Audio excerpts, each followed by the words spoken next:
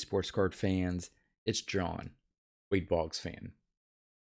No matter what you collect, what sport, what team, what player, there are always going to be some cards that you would absolutely love to have as part of your collection. Maybe they are super rare cards, super expensive cards, you name it, but cards that right now, at this point in time, you're not able to add as part of your collection, but you would hope to someday be able to add those cards to your collection. So what I thought I'd do is I put together a top 10 sort of bucket list of vintage baseball cards that I would love to one day have as part of my collection. So let's go take a look.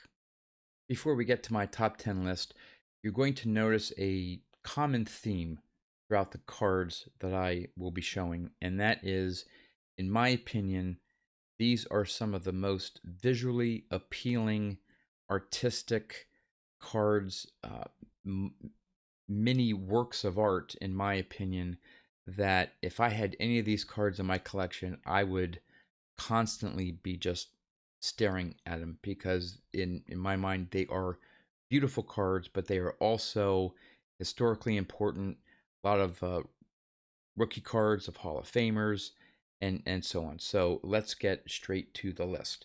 All right, coming in at number 10, we have the 1954 Topps Al Kaline rookie card.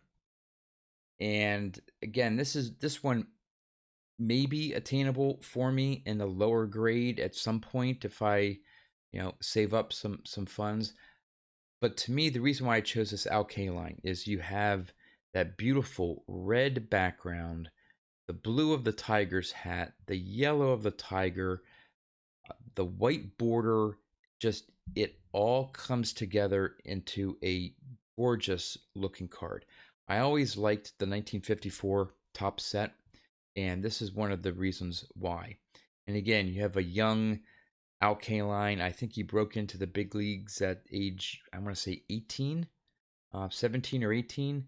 And you can see it there in that portrait picture of him. Just an absolute gorgeous card. So number 9 on my list is the 1954 Bowman Mickey Mantle. In my mind, among the Mickey Mantle baseball cards out there, this is probably within the top 3 or 4 in my opinion. I just love that portrait shot of him. It's not in action. It's not him batting. A lot of his early cards do have sort of a portrait look, or just his face. This one's an interesting example. If you look in the background, it almost looks like a forest. There's no ball field, no stadium. It's just him posing for the camera, which I believe these were actual photographs that the artist for Bowman colorized. But to me, it is just an absolutely gorgeous example of a Mickey Mantle card, the 1954 Bowman Mickey Mantle. Coming in at number 8 is also another 54 Bowman. This is the Ted Williams. Again, I just love this image of Ted Williams. He has his cap sort of, tilted at an angle there. And actually, this card is harder to find. If you're not familiar with the background of it, I believe there was a contract dispute. Topps had Ted Williams signed under contract for 1954, but Bowman put him in their set. I'm not sure if there was an actual lawsuit or whatever, but Bowman had to remove the Ted Williams card from their set. I want to say they replaced it with Jimmy Purcell, I think. Anyway, there's not too many. It's just maybe, if you want to call it, a short print of card number 66. But I love Ted Williams as a player. Of course, a Red Sox fan, one of the greatest, if not the greatest, Red Sox player ever. One of the all-time great players. And to me, this card is just a beautiful example of Ted Williams on cardboard. So that comes in at number 8. Number 7 on my list is the 1968 Topps Nolan Ryan rookie card. who would not want, if you into baseball cards and vintage baseball cards, would want a rookie card of one of the greatest pitchers of all time? Yes, he's sharing it with Jerry Koosman, who was a pretty good pitcher in his own right. But the 68 Topps Nolan Ryan rookie card, the prices on these, even in lower grades, for me right now, pushes this into a maybe someday, if I save up, in a lower grade type of situation where I think I have an opportunity to one day have Ryan's rookie card as part of my collection, but for now, it's on my bucket list. Coming in at number 6 is another absolutely gorgeous card, rookie card, Hall of Famer, one of the greatest players to ever play the game, Hank Aaron. Again, the 54 Topps, love the design. Again, look at those colors. Look at that portrait shot there of a young Hank Aaron. Obviously, the prices on this Aaron rookie card have just really shot up. Right now, it's just way out of my price range. This is starting to get, 6, maybe on that fringe of maybe one day. I think there may be a chance that I could have this as part of my collection. But for now, it's a dream. It's a hope of mine to be able to have that. But again, that is an absolutely gorgeous baseball card. Number 5. This is going way back, but when you're talking about all-time greats, you have to throw in Ty Cobb. And Ty Cobb has 4 different versions in the T206. In my opinion, this is the most beautiful one. I know others feel that I think it's the bat off shoulder with the multicolor background. That is very visually eye-appealing. Very nice card. But there's something about the red portrait that I've always loved. These are not cheap at all. Even in a PSA 1, would be very expensive for me to add to my collection at this point in time. But something that maybe down the road is something that I may be able to add. It would take a lot of effort, a lot of saving, but could be something that I could add to my collection. Coming in at number 4, the 1952 Topps rookie card of Jackie Robinson. Again, iconic set, iconic player for the history of the game, great athlete. And the design of that card, again, I love the colorful background of some of these cards, whether it be red or yellow. It just seems to make the card pop. You have the Dodgers there. You have the banner, if you want to call it, of the 52 Topps design. Absolutely gorgeous card of a key rookie card of the 1950s, the 52 Topps Jackie Robinson. Coming in at number 3. You have to have a Babe Ruth on your list. Now, I chose the 1933 Goudey Babe Ruth number 144. In 1933, I believe he has 4 different versions. I was initially going to go with one of the close-up, more portrait looks, but this card number 144, again, the visual appeal. You have the yellow, you want to think of it, the sky. You got the blue in the stands and the brown of the outfield wall. You got the green grass. You have the red big league, the white borders, him with his classic follow-through. It is an absolutely gorgeous card of a playing days, whether it be late in his career, playing days, Babe Ruth card. Again, would be something that I would absolutely love to have as part of my collection.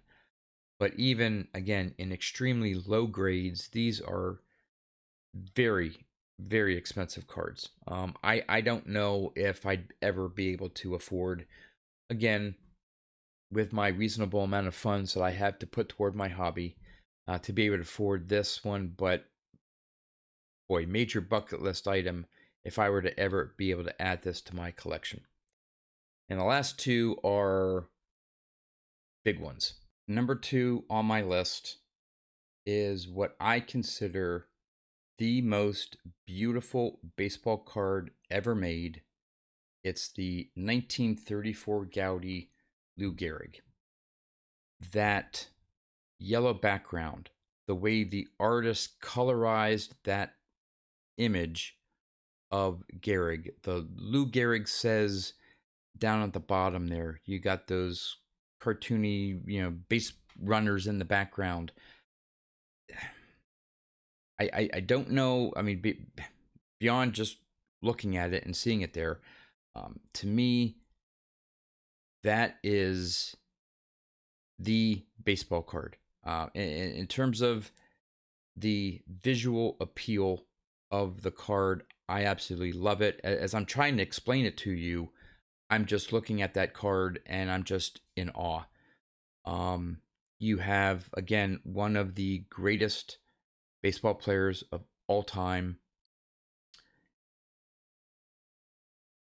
Yeah, the 34 Goudey Lou Gehrig is number 2 on my list, and I even forget what even PSA 1s go for, but right now way out of my price range. But this would be one that I would absolutely love to have as part of my collection. Now, the number 1 card, and you probably are guessing what it is. In fact, I was debating whether to have this 34 Goudey as my number 1 card in lieu of this other one, but I decided to go with the standard designation and make card number 1 on my all-time bucket list. Yes, the 1952 Topps Mickey Mantle. Now, I know some YouTubers out there who have a 52 Mantle as part of your collection, and I know it was a big effort on your part to get that card as part of your collection. For me right now, it is just out of reach. But again, who knows? But you have it all. You have probably maybe only second to the T206 Honus Wagner, but maybe this Mantle has even surpassed that in terms of its iconic nature. You have the 1952 Topps set. You have a high series card. It's Mickey Mantle. Now, I know it's technically not his rookie card, but that classic pose. If you're into vintage baseball cards, unless you really hate the Yankees, I think almost every vintage baseball collector would love to own a 52 Topps Mickey Mantle, which is probably why even authentic copies, I think the prices now are still like 5 figures, even an authentic PSA 1. It's ridiculous, but I can see it. I know why.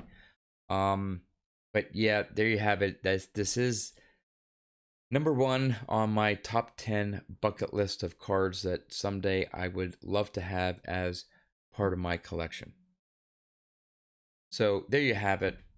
My top 10 list. Cards that someday, hopefully, the stars align, if save up money, you name it, whatever, that I may be able to add to my collection. So I would like to know what your top 10 bucket list of cards are that you would love to have as part of your collection. Again, it could be any sport, you name it, modern cards, vintage cards, oddball cards, whatever. Again, your collection is unique to you, and would love to know what your top 10 bucket list cards are that you would love to have in your collection. Well, that's all I have for you. As always, thanks for watching, and I'll see you next time.